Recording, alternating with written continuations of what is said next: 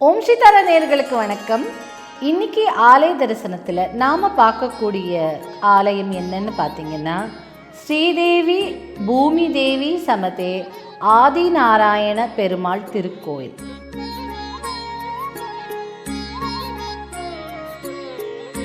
இந்த கோயில் சமிவனம் என்று சொல்லக்கூடிய என்கண்ணு இப்போ அழைக்கப்படும் ஸ்தலத்தில் இருக்கு.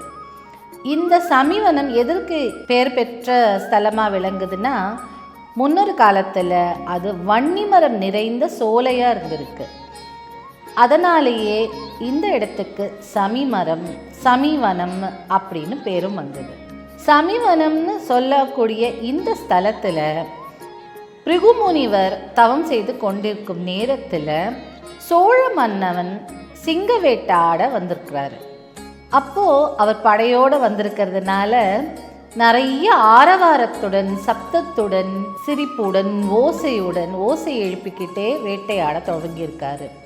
இந்த சப்தமும் இந்த ஆரவாரமும் பிருகுமுனிவரின் தவத்தை கலைச்சதுனால பிருகுமுனிவருக்கு கோபம் வந்தது.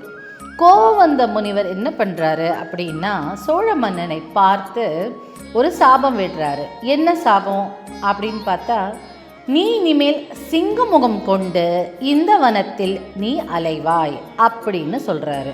சோழ மன்னனுக்கோ மனம் தாழலை. அச்சோ முனிவரே, நான் தெரியாம தானே செஞ்சேன் இந்த தப்பு, நீங்க தவம் செய்து கொண்டிருக்கிறத நான் பார்க்கல, அதனால நான் தெரியாம செய்த பிழைக்கு இவ்வளோ பெரிய சாபம் நீங்க கொடுக்கலாமா, என்னை மன்னித்து அருள் புரியுங்க அப்படின்னு சொல்றாரு. அதுக்கு அந்த பிருகு முனிவர், சாபம் கொடுத்தது தான், அதை மாற்ற முடியாது, ஆனால் சாப விமோச்சனத்துக்கான வழிகள் மட்டும் நான் சொல்கிறேன் அப்படின்னு அந்த விமோச்சனத்துக்கு என்ன பண்ணணும்னு ஒரு பரிகாரத்தை சொல்கிறாரு. நான் உன் தவறை மன்னிச்சிட்டேன், இனிமேல நீ என்ன பண்ண, இந்த சமிவனத்தில் காவேரி தீர்த்தத்தில் நீராடிட்டு மகாவிஷ்ணுவை நோக்கி தவம் செய்யு, உன்னுடைய சாபம் கண்டிப்பாக விலகும்னு சொல்கிறாரு. அந்த அறிவுரையை கேட்டுக்கிட்ட சோழ மன்னன் காவிரி தீர்த்தத்தில் நீராடி சமிவனத்தில் தினமும் மகாவிஷ்ணுவை நோக்கி தவமும் புரிகிறாரு. அவனுடைய அந்த சோழ மன்னனுடைய தவத்தை மெச்சி மகாவிஷ்ணு மிருகசீரிஷ நட்சத்திர நாளில் சோழ மன்னனுக்கு கருடன் மீது அமர்ந்த கோலத்தில் அருள் புரிகிறாரு. மன்னனும் சாபம் விலகி பழைய ரூபத்துக்கு வந்துடுறாரு. மனம் மகிழ்ந்த சோழ மன்னன் இன்னொரு வரமும் மகாவிஷ்ணுவுடன் கேட்குறாரு. எனக்கு காட்சி அளித்தபடியே நீங்கள் இந்த ஸ்தலத்தில் எழுந்தருள வேண்டும், அதாவது கருடன் மீது அமர்ந்த கோலத்தில் எழுந்தருள வேண்டும்னு வேண்டிக்கிறாரு. அவருடைய வேண்டுகோளுக்கு இணங்க மகாவிஷ்ணுவும் இங்கே ஸ்ரீ ஆதிநாராயண பெருமாளாக, அதுவும் கருடன் மீது அமர்ந்த கோலத்தில் காட்சி தராரு. மூலவர் ஸ்ரீ ஆதிநாராயண பெருமாள் தாயார் ஸ்ரீதேவி பூதேவியுடன் பக்தர்களுக்கு அருள் பாலிக்கிறார்.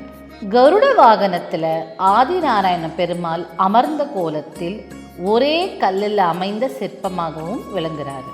ஆதிநாராயண பெருமாளை நோக்கி ஒவ்வொரு புதன்கிழமை நாளும் அவரை தரிசிச்சுட்டு வந்தாலும் சரிதான், இல்லை மிருகசீர்ஷ நட்சத்திரம் அன்னைக்கு வழிபாட்டு பண்ணிட்டு போனாலும் பக்தர்களுடைய கோரிக்கைகளை அனைத்தும் நிறைவேற்றி வைக்கிறாருன்னு நம்பப்படுது.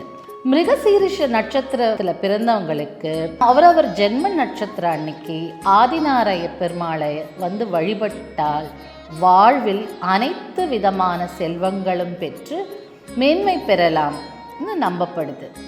திருமண தடையில் இருக்கிறவங்க, குழந்தை பேர் இல்லாதவங்க, இப்படி பல பேர் தங்களுடைய கோரிக்கையோடு இங்கே ஸ்ரீ ஆதிநாராயண பெருமானை வழிபடுறாங்க. திருமண தடை இருக்கிறவங்க தேன் கலந்த சர்க்கரை பொங்கல், அதிரசம், பால் பாயாசம், வடை முதலியவைகளை படைத்து பிரசாதமாக வழங்கி வந்தால் திருமண தடை நீங்கும்னு நம்பப்படுது. புத்திர பாக்கியம் வேண்டுவோர் புது வஸ்திரத்தில் 5 கரும்பு கட்டி அதில் 5 வகையான பழம், காய் வகைகளை, வெற்றிலை பாக்கு, வாழைப்பழம், தேங்காய் வைத்து ஸ்ரீ ஆதிநாராயண பெருமாளிடம் சமர்ப்பித்து நெய் தீபம் ஏற்றி வழிபட்டு வந்தால் கண்டிப்பாக புத்திரபாகியம் பெறலாம்னு நம்பப்படுது. இங்க முருகப்பெருமானும் எழுந்து அருள் பாலிக்கிறார். அதை என்கண் ஸ்தலம்னு அழைக்கிறாங்க. என்கண் ஸ்ரீதேவி பூதேவி சமிதே ஆதிநாராயண பெருமாளின் திருக்கோவில் சிறப்பம்சமும் இதுதான். நாமும் நம்ம வாழ்க்கையில் தடைகளை நீக்கி, திருமண தடை இருந்தாலும் சரிதான், இல்லை வாழ்வில் வேறு ஏதாவது கோரிக்கைகள் இருந்தாலும் சரிதான், உடல் நலம், பிஸ்னஸ், குழந்தை பாக்கியம், இப்படிப்பட்ட கோரிக்கைகளை ஸ்ரீ ஆதிநாராயண பெருமாளின் திருவடியில் சமர்ப்பித்து வேண்டிக்கிட்டு போனால் கண்டிப்பாக நம் கோரிக்கைகளை அவர் நிறைவேற்றி வைப்பார்.